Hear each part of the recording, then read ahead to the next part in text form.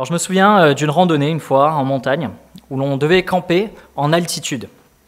L'ascension était difficile et on savait que l'arrivée était à portée de vue.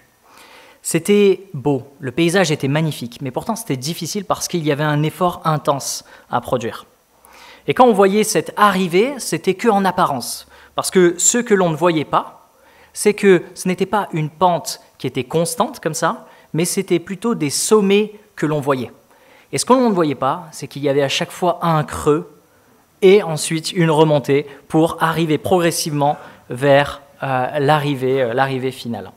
C'est cette image que Tom Blanchard, notre professeur de révélation biblique, utilisait pour parler des prophéties de la Bible. Les prophètes voyaient la finalité du plan de Dieu. Ils voyaient les sommets, mais ils ne voyaient pas les vallées ni les détails qui arrivaient sur le chemin. Demain, nous serons le lundi de la Pentecôte. Pour certains, ce sera un jour comme les autres, un jour férié, plaisant. Mais pour nous qui sommes chrétiens, c'est autre chose. La Pentecôte est un sommet de la révélation biblique. C'est un monument de Dieu. C'est le dernier accomplissement prophétique que nous avons pu voir s'accomplir. Il y a encore une promesse à venir. Il y a encore une finalité. Il y a encore ce sommet sur lequel nous allons pouvoir nous reposer, celui du retour de Christ, de son règne, de sa résurrection, de la résurrection, et de la nouvelle création. Mais en attendant, nous vivons la Pentecôte. Elle marque ce que Dieu a fait et c'est ce que nous célébrons aujourd'hui. Jésus, quand il était sur terre, il a dit qu'il devait mourir et qu'il allait nous envoyer le Consolateur. Et c'est ce qui va s'accomplir en Actes chapitre 2. Quand les disciples sont réunis dans cette petite pièce, et il est dit en Actes 2, quand le jour de la Pentecôte arriva, ils étaient tous ensemble, au même endroit. Ils furent tous remplis du Saint-Esprit. Voilà le Consolateur qui devait arriver, le Saint-Esprit qui est donné aux disciples. Et c'est un moment qui est fort, mais pas juste fort, c'est le début de quelque chose. Les disciples vont sortir, vont témoigner. Il y a 3000 personnes qui, à ce moment-là, vont croire en Dieu et l'Église va naître. Ce que Dieu fait à la Pentecôte, c'est 6 éléments essentiels. Je vous les liste rapidement et après on passera à notre texte. 6 éléments que change la Pentecôte. Premièrement, c'est le moment où l'Esprit Saint est donné. L'Esprit Saint que Jésus avait promis d'envoyer est donné maintenant dans le cœur des croyants. Deuxième chose, le Saint-Esprit nous donne le gage du salut. Avant, le Saint-Esprit était donné, puis pouvait être retiré. Maintenant, le Saint-Esprit est donné une fois pour toutes, et il est conservé pour les croyants. Il y a ce passage dans Éphésiens, chapitre 1, versets 13 à 14, qui dit « En lui, vous aussi, après avoir entendu la parole de la vérité, l'évangile qui vous sauve, en lui vous avez cru et vous avez été marqués de l'empreinte du Saint-Esprit qui vous avait été promis. Il est le gage de notre héritage en attendant la libération de ceux que Dieu s'est acquis pour célébrer sa gloire. » Troisième chose que la Pentecôte amène, cela inaugure l'Église universelle.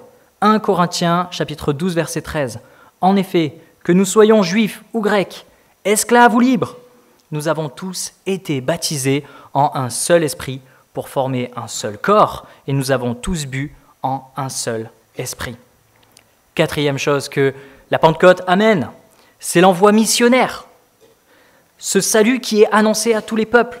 Actes, chapitre 1, verset 8, c'est Jésus qui parle. « Mais vous recevrez une puissance lorsque le Saint-Esprit viendra sur vous et vous serez mes témoins à Jérusalem, dans toute la Judée, dans la Samarie et jusqu'aux extrémités de la terre. » Cinquième chose que apporte la Pentecôte, c'est la manifestation de la gloire de Dieu, pas seulement chez les Juifs, mais chez les autres peuples.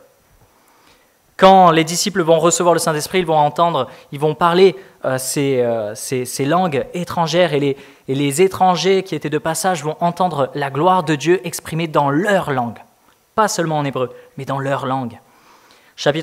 Actes chapitre 2, verset 9, « Parthes, Mèdes, Élamites, habitants de Mésopotamie, de la Judée. » Et encore, il y a plein d'autres passages, et je saute au verset 11, « Crétois et Arabes, nous les entendons parler dans notre langue des merveilles de Dieu. » Les disciples, à ce moment-là, vont chanter les louanges de Dieu, et tous les peuples vont l'entendre. Sixième chose qu'apporte la Pentecôte, et peut-être on l'oublie, et c'est sur quoi j'ai envie que l'on s'arrête ce matin, c'est que la Pentecôte est l'accomplissement d'une promesse ancienne celle d'un Dieu qui transforme les cœurs. Je vous invite à prendre un texte dans l'Ancien Testament, dans Ézéchiel chapitre 36, et on va lire du verset 22 à 28. Je vais le lire en version Summer, il va s'afficher, mais je vous invite à le prendre, si vous avez votre Bible, à prendre lecture. Donc je répète, Ézéchiel chapitre 36, je vais lire à partir du verset 22 jusqu'au verset 28.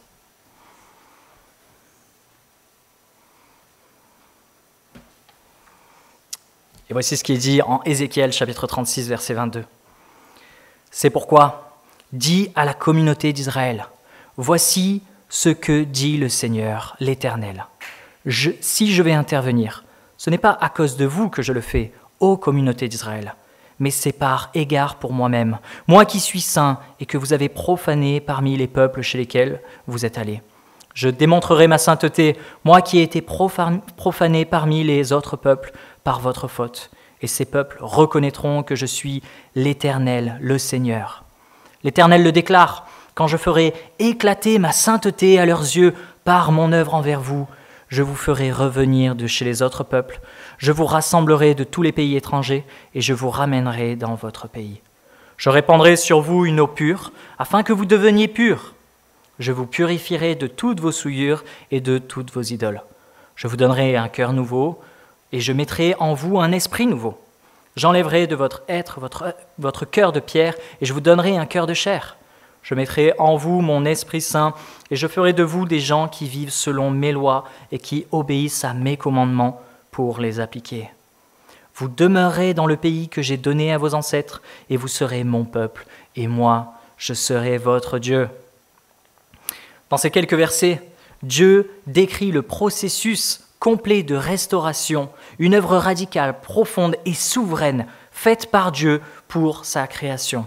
Ce passage montre que Dieu est absolument au contrôle. Et c'est pour ça que pour ce plan, je vous propose 4 points où à chaque fois ça commence par Dieu agit. Premier point, nous allons voir que Dieu agit pour son nom. Deuxième point, Dieu agit pour purifier. Troisièmement, nous allons voir que Dieu agit pour transformer. Quatrièmement, Dieu agit pour réunir son peuple. Nous allons voir ce matin que la Pentecôte, c'est l'accomplissement d'une promesse faite par Dieu, celle de purifier, de transformer et de réunir son peuple. Alors commençons, Dieu agit pour son nom. Le livre de Ézéchiel est un livre qui a été écrit 6 siècles avant Jésus-Christ. À ce moment-là, Jérusalem est tombée, le temple est détruit, le peuple est dispersé en exil à Babylone. C'est une période de crise identitaire et spirituelle pour le peuple juif. Le peuple, à ce moment-là, est dispersé, humilié et loin de la terre promise par Dieu. Ézéchiel est lui-même exilé. Il a été appelé comme prophète, mais pas un prophète pour rassurer. Il est un prophète pour mettre en face la responsabilité du peuple juif. Et voici son message pendant les premiers chapitres. Ce qui vous arrive est juste. Vous avez été infidèles. Vous avez profané le nom de Dieu et ce que vous vivez est le jugement de Dieu. Voilà, ça c'est le message de Ézéchiel. Il ne devait pas être très apprécié à ce moment-là. Mais c'était la vérité. C'était la vérité que Dieu voulait envoyer à son peuple. C'était cette révélation que le peuple devait recevoir. Mais à partir du verset 33, le ton de Ézéchiel va changer. Il ne va plus parler seulement du jugement, mais il va parler aussi de la restauration que Dieu veut pour son peuple. Et si il va parler de restauration, ce n'est pas que le peuple à ce moment-là a changé, s'est repenti, mais c'est parce que Dieu a décidé de restaurer son peuple. Il a décidé de le faire et ce texte nous dit pour sa gloire, pour son nom. Et il va insister dans tout ce passage. Il va dire, regardez verset 22, voici ce que dit le Seigneur l'Éternel. Si je vais intervenir, ce n'est pas à cause de vous que je le fais, ô communauté d'Israël, mais c'est par égard pour moi-même, moi qui suis saint. Alors, pourquoi ? Pourquoi est-ce que Dieu le fait par égard à lui-même ? Quelle est cette raison au final ? Eh bien, c'est que Dieu s'était engagé vis-à-vis de son peuple, de faire une grande nation. Et ça, on peut le voir en Genèse, chapitre 17, verset 6. Il donne cette promesse à Abraham. « Je multiplierai à l'extrême le nombre de tes descendants, et je te donnerai d'être à l'origine de divers peuples. Des rois même seront issus de toi. Je maintiendrai pour toujours mon alliance avec toi et avec ta descendance après toi, de génération en génération. En vertu de cette alliance, je serai ton Dieu et celui de ta descendance après toi. Je te donnerai ainsi qu'à ta descendance ce pays de Canaan où tu vis maintenant en étranger. Il sera votre propriété pour toujours et je serai le Dieu de ta descendance. À chaque fois, il insiste. Il va y avoir une descendance après toi. Eh bien, je resterai quand même ce même Dieu. Ce que tu as reçu, Abraham, eh bien, je vais le donner aussi à tes enfants et tes enfants de tes enfants. Et il y a cette alliance qui est conclue de Dieu avec un peuple qu'il veut se créer. La logique de Dieu n'est pas celle qu'il donne à un peuple qui mérite, mais il donne à un peuple en qui il s'est engagé, en qui Dieu a pris une promesse, a fait une promesse. Et vous savez quoi ? Dieu ne change pas d'avis. Dieu n'est pas homme pour changer d'avis. Dieu ne change pas à ce moment-là de plan en se disant « Ok, ils ont finalement désobéi et donc je renie mes promesses. » Mais non, Dieu, puisqu'il s'était promis que de génération en génération, il allait bénir la lignée d'Abraham, eh bien il va continuer de le faire. Il y a un livre que j'ai lu dernièrement qui s'appelle « 12 choses que Dieu ne peut pas faire ». C'est un titre qui est peut-être provocateur, mais en fait, non, ce n'est pas provocateur. Au final, c'est une bonne chose que nous ayons un Dieu qui ne puisse pas tout faire. Il y a notamment des chapitres comme Dieu ne peut pas mentir, Dieu ne peut pas pécher, Dieu ne peut pas mourir. Vous voyez, toutes ces choses-là nous montrent la grandeur d'un Dieu qui est absolument éternel. Et il y a aussi un chapitre qui m'a particulièrement marqué, c'est que Dieu ne peut pas changer d'avis. Et c'est une bonne chose que Dieu ne puisse pas changer d'avis. Vous savez, nous, humains, on change d'avis parce que peut-être on n'avait pas tous les éléments. Mais Dieu, lui, avait tous les éléments. Peut-être que nous, on s'est fait avoir par un nouvel argument. Mais Dieu avait tous les arguments. Dieu avait déjà cette science et il ne pouvait pas être pris au dépourvu. Dieu a fait une promesse et Dieu ne change pas d'avis. Imaginez si notre Dieu, le Dieu de la Bible, était un Dieu capricieux, était un Dieu qui reniait ce qu'il avait promis. Nous serions tous fichus. Nous ne pourrions pas avoir confiance dans ses promesses. Mais puisque Dieu ne change pas d'avis, nous pouvons avoir une pleine confiance en lui. Dieu n'est pas homme pour avoir été piégé en donnant vite sa parole, en disant oui, on va faire ça comme ça, et puis finalement il dit ah mince, j'y ai pas suffisamment réfléchi. Non, Dieu est Dieu, et ce qu'il a promis, il l'amènera à son terme. 1 Pierre, chapitre 1, versets 20 et 21 nous montre que même Dieu savait qu'il faudrait envoyer Jésus pour sauver la création. Je le lis, dès avant la création du monde, Dieu l'avait choisi pour cela. Et il apparut dans ces temps qui sont les derniers pour agir en votre faveur. Par lui, vous croyez en Dieu, qu'il a ressuscité et lui a donné sa gloire, la gloire. Ainsi, votre foi et votre espérance sont tournées vers Dieu. Même avant la fondation, la création du monde, Dieu savait qu'il devrait envoyer Jésus. Nous ne sommes pas dans le plan B de Dieu, nous sommes dans le plan de Dieu, le plan A, le seul. Et on pourrait se demander, mais pourquoi est-ce que nous avons pris autant de temps pour arriver à Jésus ? Eh bien, c'est qu'il y a eu une révélation progressive. Une révélation progressive d'un Dieu qui a pris du temps pour révéler à sa création combien il l'aime, combien il veut cette relation, restaurer cette relation. Et ça, mes amis, ça doit nourrir notre temps de prière. Ça peut nourrir notre temps de prière. Celle de dire, mais Dieu, souviens-toi de la promesse que tu m'as faite en Christ, celle de me savoir sauvé par toi. Pas parce que Dieu risque d'oublier, mais c'est parce que en disant cela, je me souviens, moi, de ce que Dieu m'a promis et de ce que Dieu ne pourra pas se renier. Voilà pourquoi le salut ne dépend pas de nous. Voilà pourquoi le salut est solide, il est stable, il est certain, parce qu'il n'est pas dans notre mérite, mais dans la volonté d'un Dieu qui est absolument souverain, qui a fait cette promesse et qui la tiendra. Alors peut-être que quelqu'un ce matin se dit « Mais moi, je ne sais pas si je n'ai pas fait mon arbre généalogique. Je ne sais pas si je fais partie de la lignée de Abraham, Isaac ou Jacob. » C'est vrai, après tout, ça fait un petit moment. Et puis moi, je ne suis pas doué pour retrouver les documents pour savoir qui était mon arrière-arrière-grand-père et encore moins bien plus loin. Mais voilà ce que nous dit Jésus, et c'est une promesse. En Jean, chapitre 5, verset 24. Vraiment, je vous l'assure, celui qui écoute ce que je dis et qui place sa confiance dans le Père qui m'a envoyé possède dès à présent la vie éternelle et il ne sera pas condamné. Il est déjà passé de la mort à la vie. Voilà la promesse d'un Dieu. Si aujourd'hui tu te poses la question, mais et moi, est-ce que je fais partie aussi de cette promesse? Est-ce que Jésus nous l'a faite, cette promesse? Si on croit en lui, si on croit en celui qui l'a envoyé, eh bien nous pouvons placer notre confiance en lui et être sauvés. Deuxièmement, notre passage nous dit que Dieu agit pour nous purifier. Verset 25. « Je répandrai sur vous une eau pure, afin que vous deveniez purs. Je vous purifierai de toutes vos souillures et de toutes vos idoles. » Alors, la question de l'eau pure, en ce moment, ça nous travaille avec Magali, parce qu'on est en plein chantier, dans la poussière, et on le sait pour la poussière, le balai c'est bien, l'aspirateur c'est mieux, mais il y a quelque chose, un truc qui est encore mieux, c'est vraiment l'eau. C'est une recette de grand-mère, il faut essayer, ça fonctionne encore, quoi. Quand il y a beaucoup de poussière sur un sol, on lave à grandes eaux et on pousse avec un balai-brosse. Et au début, on voit que cette eau pure qui est au contact de la saleté va se charger en saleté. L'eau va tout de suite devenir noire. Mais au bout d'un moment, en répétant l'exercice, on voit de plus en plus que le sol reste pur, l'eau reste pure. Et donc, c'est à ce moment-là qu'on se dit « Ok, le travail a fait de l'effet ». Dans ce passage, Dieu nous dit qu'il va laver et purifier son peuple. Et il insiste sur cette image. « Une eau pure, pour que vous deveniez purs, je vous purifierai. » La notion d'être purifié avec de l'eau, par de l'eau, est très présente dans la loi de Moïse. Avant de s'approcher de Dieu, le sacrificateur devait se purifier rituellement. Il lavait ses mains, ses pieds dans une cuve d'airain placée devant le tabernacle.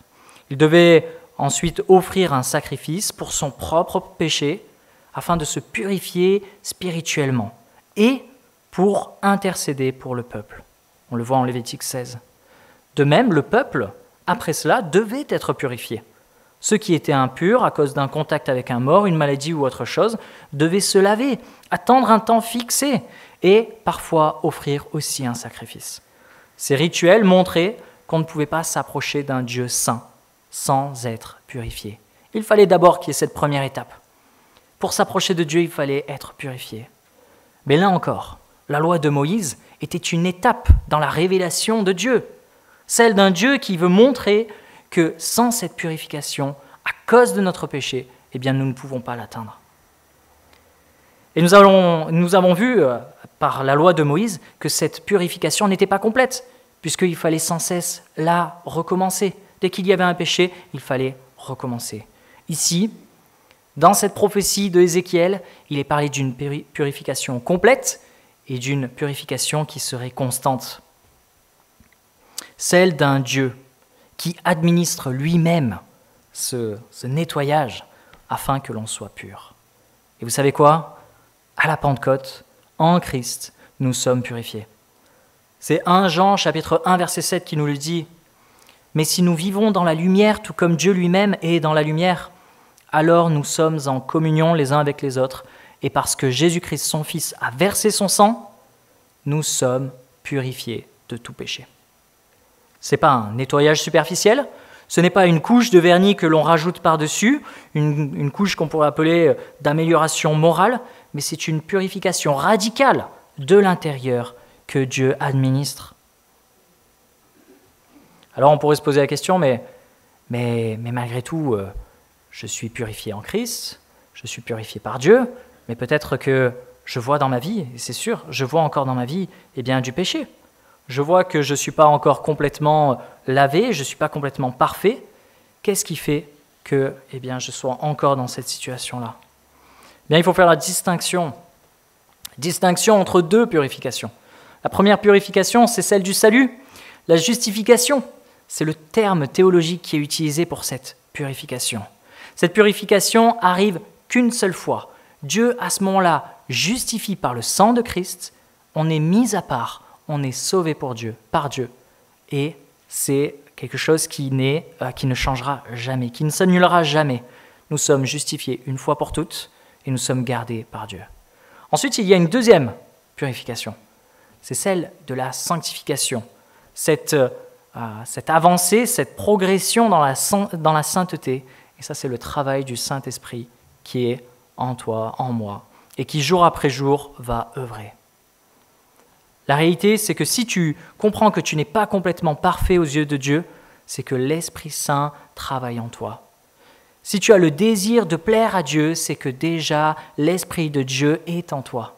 Ce n'est pas seulement une conscience qui te travaille, mais dès que tu comprends que tu pèches, dès que tu comprends que tu ne plais pas à Dieu et que ça te dérange, alors sache que Dieu agit déjà en toi. Et c'est une bonne chose. C'est le gage, là aussi, de notre marche vers Dieu. Ça nous travaille, ça nous dérange. Et c'est tant mieux parce que le péché est quelque chose que le chrétien doit arracher de lui-même. Il n'y arrivera jamais parfaitement, mais par l'Esprit de Dieu, il y a une progression. Dans quelques semaines, nous aurons la joie de célébrer 3 baptêmes. Et c'est important de le dire, le baptême en lui-même n'apporte rien de plus que ce que Dieu a déjà accompli. Le baptême n'est pas le moyen par lequel nous sommes sauvés, c'est le signe public que l'on atteste à tout le monde que nous avons déjà été lavés, nous avons déjà été justifiés, que nous sommes déjà sauvés en Christ. Par ce geste, on proclame « Je suis mort à Christ, je suis ressuscité avec lui, j'ai été lavé ». Cette purification, ce n'est pas nous qui la faisons, mais c'est un Dieu qui l'a fait, un Dieu souverain, un Dieu puissant qui lave une fois pour toutes. Et c'est fondamental dans la vie chrétienne. Si tu crois que pour plaire à Dieu, tu dois te purifier toi-même, eh bien tu vivras toujours dans l'angoisse. Parce que tu as été lavé une seule fois, tu peux avoir la paix. Et c'est ce qu'on célèbre, là aussi, à Pentecôte. C'est que l'Esprit a été envoyé, l'Esprit de Dieu. Et cet Esprit est le gage de notre salut pour toujours. Troisièmement, dans ce passage de Ézéchiel, nous voyons que Dieu transforme. Versets 26-27 que je vais relire. « Je vous donnerai un cœur nouveau et je mettrai en vous un esprit nouveau. J'enlèverai de votre être votre cœur de pierre et je vous donnerai un cœur de chair. Je mettrai en vous mon propre esprit et je ferai de vous des gens qui vivent selon mes lois et qui obéissent à mes commandements pour les appliquer. » Ici, Dieu ne parle pas seulement de purification extérieure, mais de transformation intérieure. Il promet de faire ce que l'homme ne peut pas faire lui-même, changer de cœur. Et ces choses-là sont indissociables.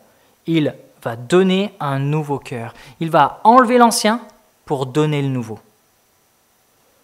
Ce qui est décrit ici, ce n'est pas un coup de peinture d'un mur fissuré, mais c'est un acte de Dieu, une greffe spirituelle, une intervention surnaturelle dans le lieu même de nos pensées, de nos désirs, de nos choix, dans le cœur.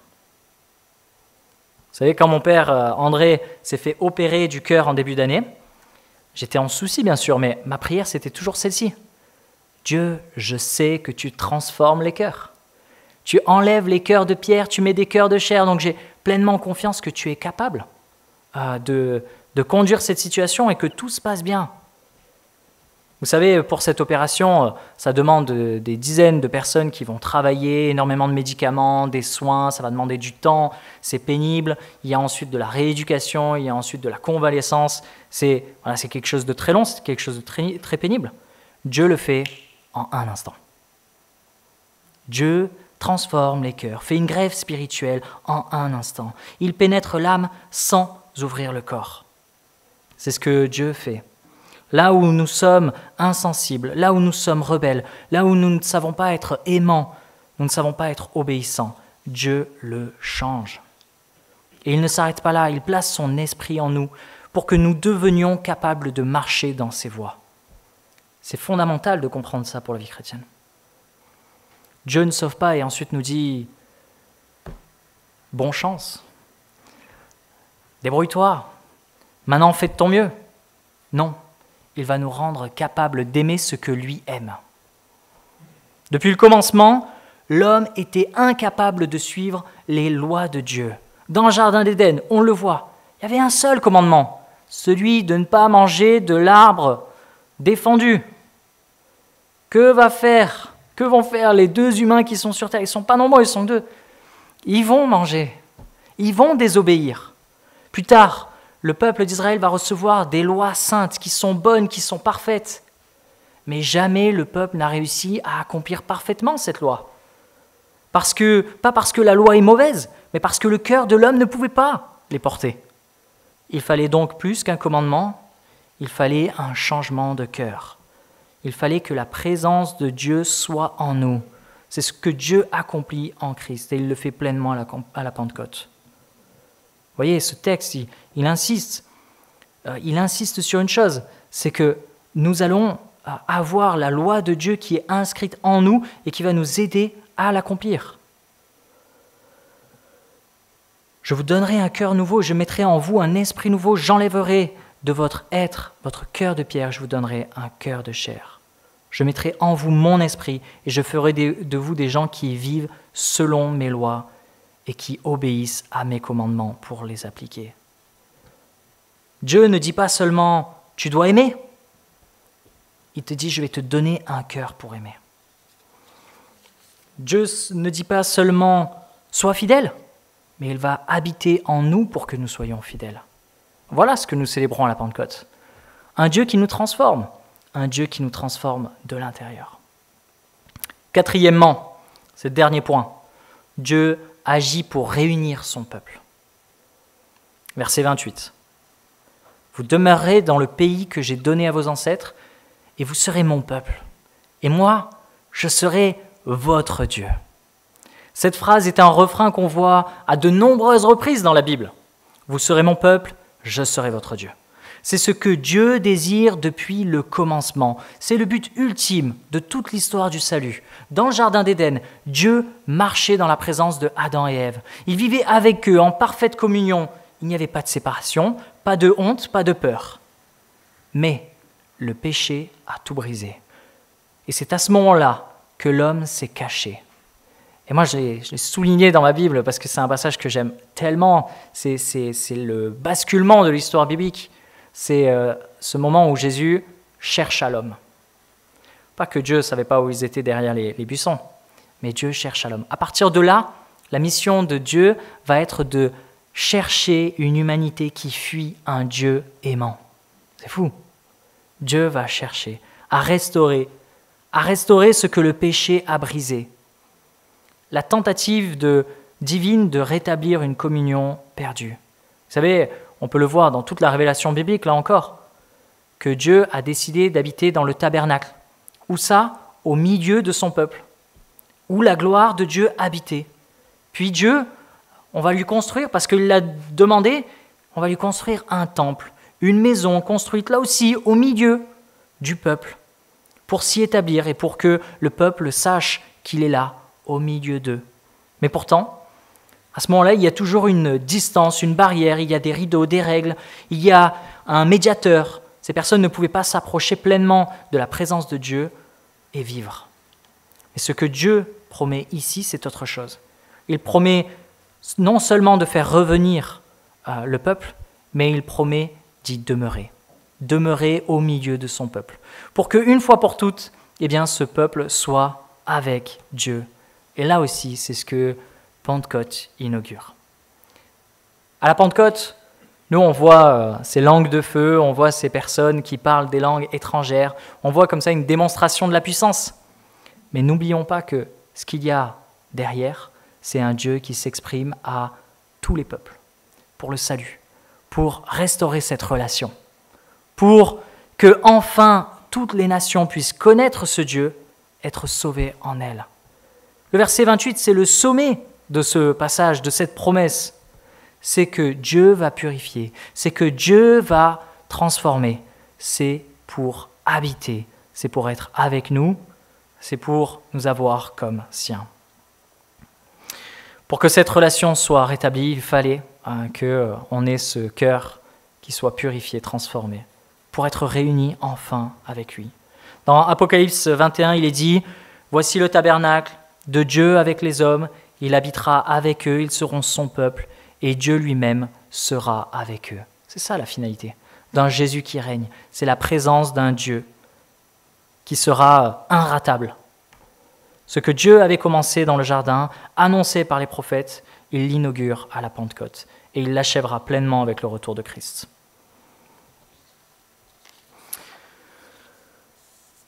Alors pour conclure, je dirais que si Dieu a accompli sa promesse à la Pentecôte, celle de transformer nos cœurs, eh bien on peut avoir confiance dans sa prochaine promesse, puisqu'on la connaît, c'est le retour de Christ.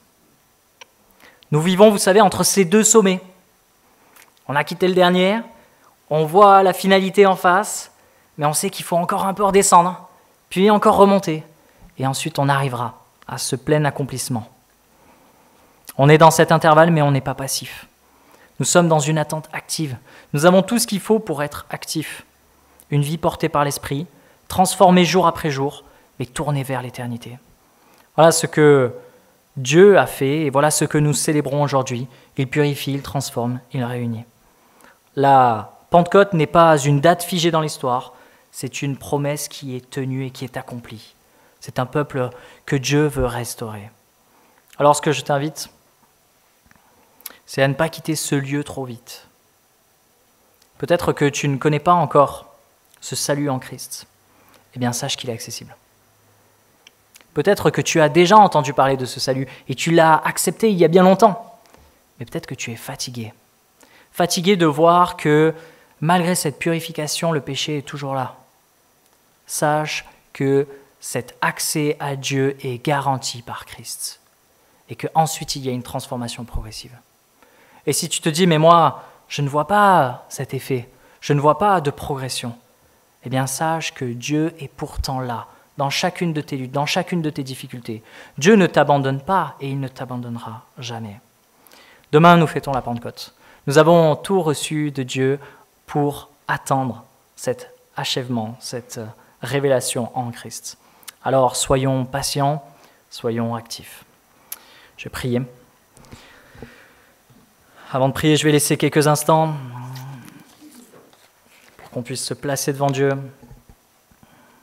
qu'on puisse prier Dieu aussi dans notre cœur. Et puis je prierai moi.